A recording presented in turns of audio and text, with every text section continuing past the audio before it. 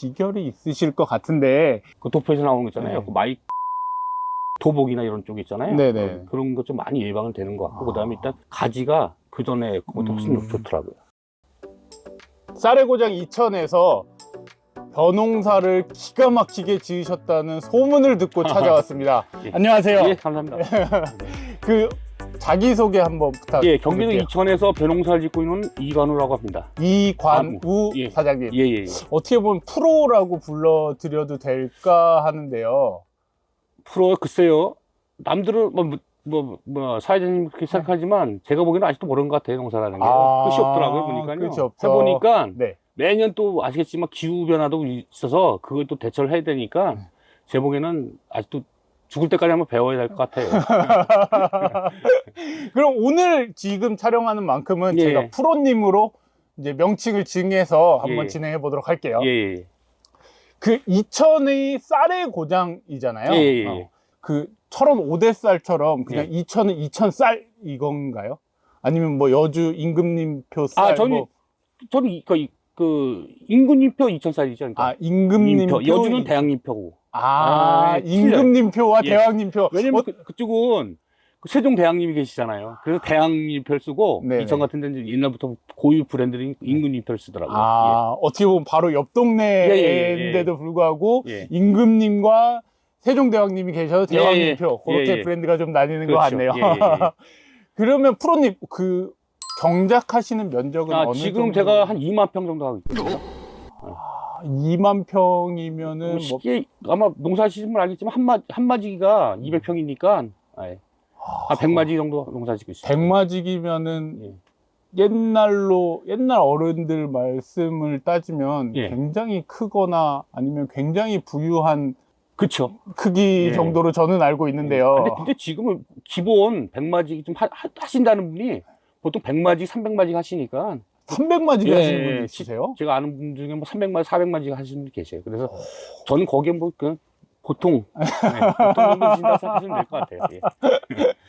올해 수확은 좀 어떠셨어요? 그래서 저는 작년하고 같은 평년작한 것 같아요. 평년작. 예, 작년에 뭐 워낙 작년 같은 해가 없었거든요. 작년 같은 해라고 왜냐면 하시면 아시겠지만은 뭐 그 자연 재해도 없었고 또 비도 많이 안 왔고 그래서 작년만큼은 작년에 이제 15만 넘으면 이제 먹었다는 소리 나왔거든요. 근데 올해 같은 데는 좀 아시겠지만 태풍도 좀 영향도 많이 받았고 비도 좀 많이 오고 그래도 저는 그래도 작년만큼 수확량을 낳았어요. 그러니까 작년만큼 나왔긴 예. 했지만 예. 올해의 기상 환경이나 아니면 예. 기후 조건들을 봤을 예. 때 조금 열악했는데도 불구하고 예. 작년 수준으로 이제 예. 어느 정도는 하신 거고요. 대체적으로 보니까 수확량이 작년보다 다 줄었다 하더라고요. 다른 제가 분들은? 그 얘기를 들어보니까 근데 저는 작년하고 거의 뭐 똑같이 나왔어요. 거의 똑같이 나온 것 같아요. 제가. 그러면 예. 그렇게 작년이랑 비슷하게 열악한 예. 환경에도 불구하고 예. 작년이랑 비슷하게 하셨던 비결이 있으실 것 같은데 뭐 당연히 비결을 선뜻 말씀해 주시진 않겠지만 예. 오늘 얘기를 하면서 조금 예. 풀어 나가 보려고 해요. 예.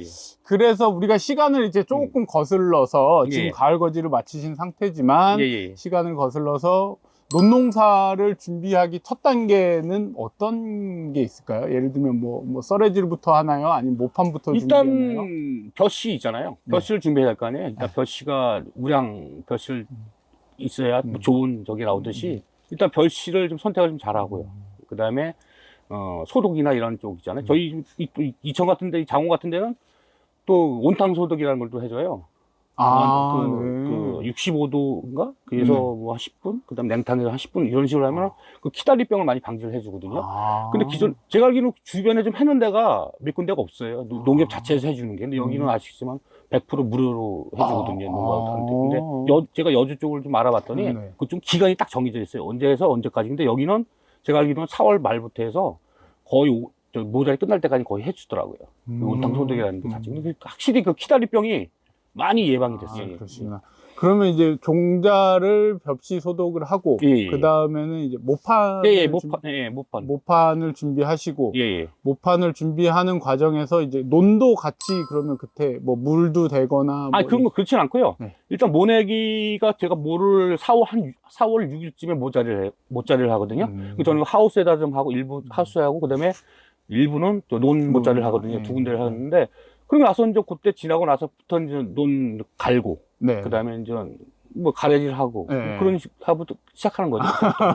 이제 모짜리 끝내놓고 나서 그때부터 시작이죠 이제 논리가. 그때부터 이제 진짜 이제 논농사는 그렇죠. 시작된다라고 그렇죠. 이제 볼 수 있는 거네요. 예.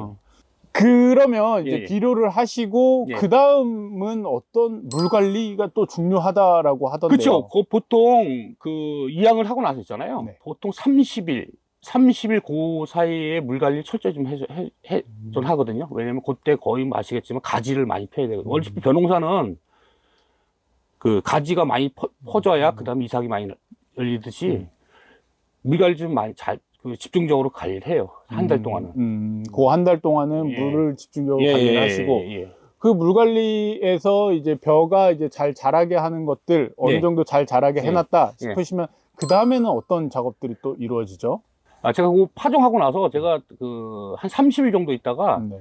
그 도표에서 나오는 거 있잖아요. 네. 그 마이크로 라이스인가. 네네, 요거 비료입니다. 요거를 제가 그 500평당 네. 한 포 정도를 저기를 살포를 해요.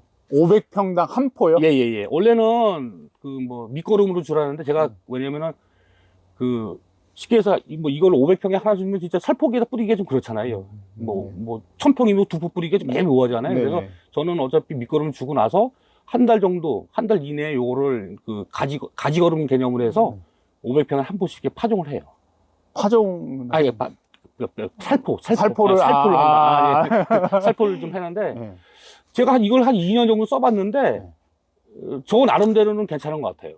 확실히 이게 저는 뭐 기존에 간행농법을 또 해보고 다 해봤는데 확실히 그 도복이나 이런 쪽 있잖아요. 네네. 그런 것 좀 많이 예방은 되는 것 같고 그다음에 일단 가지가 이게 또 완효성 제가 듣기로는 완효성이라 하더라고요. 그래서 좀 오래 간다 그래서 그 뭐 가지나 이런 게 훨씬 그 전에 그것도 훨씬 좋더라고요.